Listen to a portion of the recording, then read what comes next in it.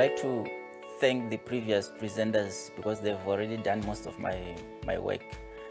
In this talk, I'm going to focus on trying to make a case for why we need to integrate sensor science along the whole food value system. So it is no longer a secret that non-communicable diseases are on the rise in Africa. And we know that most Africans are living with non-communicable diseases, which are lifestyle-related diseases, which predisposes them to disabilities and early death in most cases, especially due to illnesses like COVID-19 in the recent days. So we also know that food is one of the chief risk factors that contribute to non-communicable diseases. But how can we persuade people to eat healthier?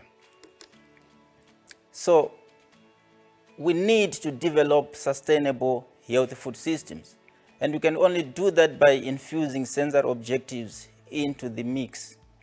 Now, in a recent paper by Lilliford and colleague, which they titled The Global Missions and the Critical Needs of Food Science and Technology, they make a call, an urgent call, to promote sustainable health food systems by increasing the focus on nutrition.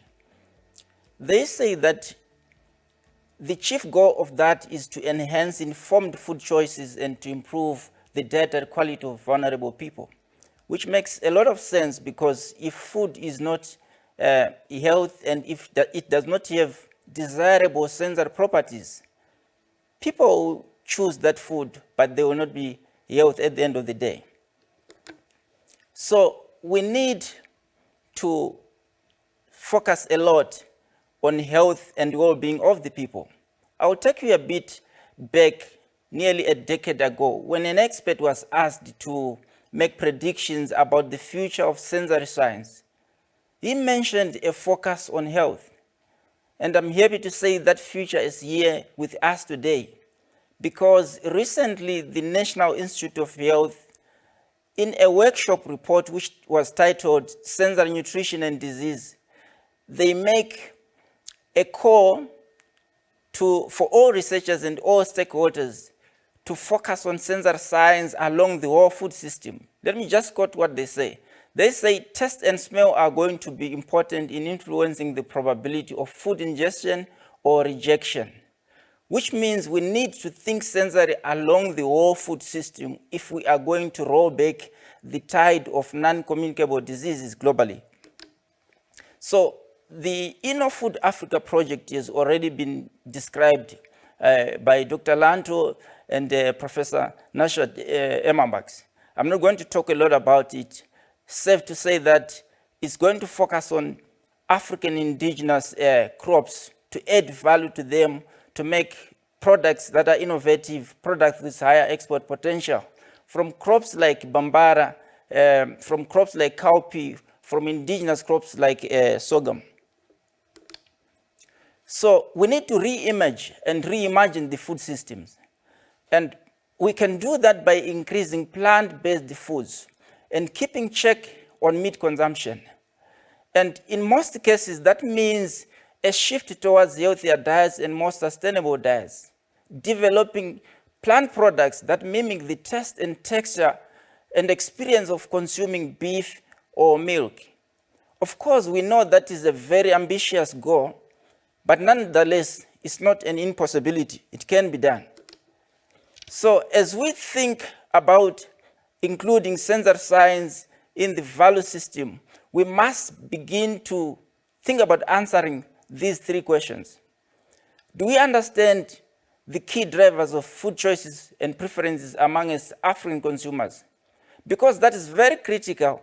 If we don't understand what the African consumers need or require from food, we cannot address their food value systems to promote good health and well-being. The next question is, do we appreciate the often conflicting issues like sensory quality, health and nutrition, the agronomic considerations, and other issues as we are trying to develop more sustainable, locally driven, plant-based value chains?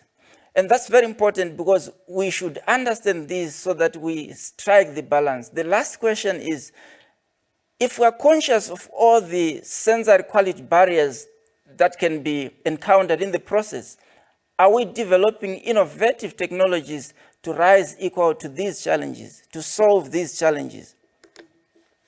So, as we develop plant-based food value chains, which the InnoFood Africa project seeks to do, it means that plants are going to be the raw materials.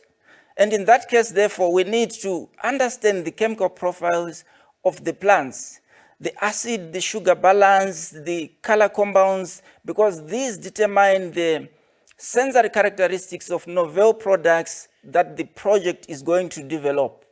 And that's very important. For example, in terms of texture and mouthfeel, you need to understand whether they are starches, whether they are proteins, the types of these compounds. Because I'll give an example of sorghum. The grittiness, the sandiness, when you are eating sorghum-based products, depend on the sorghum proteins. So we need to understand these things because in the end, the final success of a product with consumers depend on the chemical properties and the sensory qualities of the products. So yes, we agree. I think most of the people know that plant foods are very healthy, but some are bitter too. It's actually a bitter-sweet relationship. If we take, for example, phytochemicals, they are known to help in dietary prevention of chronic diseases and non-communicable diseases. But we know as well that most of them have aversive and unpalatable characteristics, which pushes away consumers from eating them. For example, when someone walks in a supermarket to buy, they wouldn't buy things that are bitter. They would buy things that are probably sweet, even if they know about the health benefits. So when people are making food choices, it seems that the sensory qualities like taste and flavor tend to dominate much more and heavily compared to nutrition and health benefits. So that's a very important consideration. In the past, the food industry have used methods like debittering to remove these compounds and selective breeding to breed out these undesirable sensory characteristics from consumer goods. Unfortunately, that has made the food system as a whole less sustainable, health-wise. Another aspect that we need to think about is texture in complementary foods.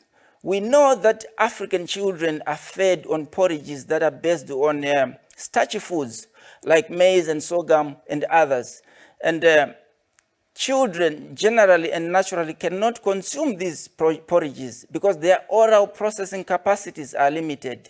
So that leads to malnutrition because nutrient intake is limited. But how can sensory science help to optimize these foods? The good news is that UP, University of Pretoria, has a wonderful history of research in co-optimization of sensory characteristics of foods as well as health-promoting properties of the foods. So we know that food choice is a very complex phenomenon that is not yet understood by most of us, to such an extent that experts from different fields, marketing, sensory scientists, economists, psychologists, they are grappling with trying to understand what drives consumers to decide on one product instead of another.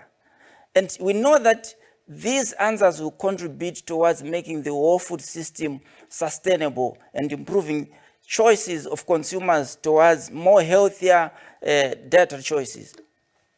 So what is the role of sensory science along the food value chain? Sensory science has multiple roles. One of them is to act as an effective tool of communication. There is what we call a sensory lexicon, which is a language that sensory scientists use to describe products. And that is very important because it means along the whole value system, from the plant breeders to the product developers, to the marketers, to the consumers, we can speak in one language. The new product developers understand what the consumers want when they are making the products, and they can specifically match leading to a successful product being manufactured. Sensory science can also help in product optimization during product development, and that has been already mentioned. It also helps in understanding the market in terms of the segments that are there, whether they are niche marketing, and also in product positioning. Remember that about 75 to 90% of new products fail in the first year after launch. The reason is a lack of understanding of the sensory characteristics of the products and a lack of understanding of the preferences of the consumers. So another interesting role of sensory science in promoting sustainable food value systems is to comprehend consumers. In this case, this is where our consumer country profiles comes in the InnoFood Africa project, where we are focusing on South Africa, Kenya, Uganda, and Ethiopia, trying to find out information about the cultures, the way they do their sensory tests, the methods they use, the languages they speak, in terms of sensory and consumer science. And that is very important because this information helps to adapt planning and testing in cost-effective ways. This also helps in designing of valid and reliable testing tools and methods when you are carrying out consumer tests. I'll just give an example here. Do you know that the determinants of food choice may differ with culture and context? And this is why we're looking at consumer country profiles in the 4 countries. In Malawi, for example, people were asked in one study to identify the factors they think are important in choosing food. They said a perception of fullness after a meal was critical for them. So that is very important in understanding the different cultures in sensory science.